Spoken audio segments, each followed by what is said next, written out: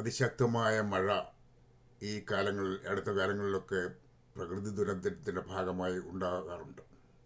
അങ്ങനെ ഉണ്ടായ താങ്ങാനാവാത്ത മഴ മൂലമാണ് ചൂരൽമലയിലെ ആ മലയിടിഞ്ഞ് വൃക്ഷങ്ങൾ കടപുഴി ഒഴുകിയതും പാറകൾ പൊട്ടിപ്പിളർന്ന്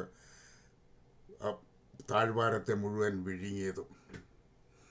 അനേകം പേർ മണ്ണിനടിയിൽപ്പെട്ടു ശ്വാസം മുട്ടി ദാരുണമായി മരിച്ചു. കുട്ടികളും പുരുഷന്മാരും സ്ത്രീകളും എല്ലാം അവരുടെ എല്ലാ വസ്തുവകകളും നഷ്ടപ്പെട്ടു. അവർക്ക് സ്വന്തമായി ഒന്നുമില്ലാത്ത ഒരവസ്ഥയിലേക്ക് ചില കുടുംബങ്ങൾ മുഴുവനായി തന്നെ അസ്തമിച്ചു പോയി. അങ്ങനെയുള്ള ഒരു കുടുംബത്തിലെ 16 പേരാണ് ഒരുമിച്ച് ഒരു രാത്രിയിൽ ഒഴുകിപ്പോയത്. എന്തൊരു അതിഭയങ്കരമായ ദുരന്തം!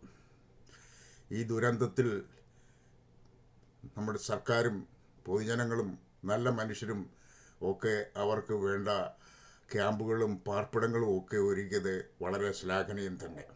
മുഖ്യമന്ത്രിയുടെ ദുരിതാശ്വാസ പദ്ധതിയിലേക്ക് എല്ലാവരും ദയവായി സംഭാവന ചെയ്യുക.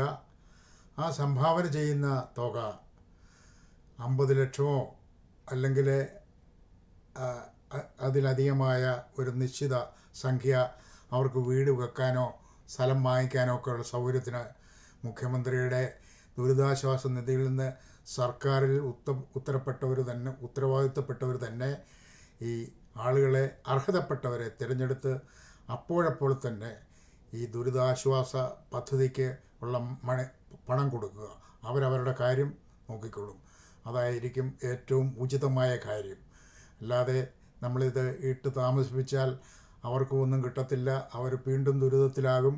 അതുകൊണ്ട് ഉടനെ അത് ചെയ്യുന്നത് വളരെ അഭികാമ്യമായിരിക്കും എന്നാണ് എൻ്റെ തോന്നൽ.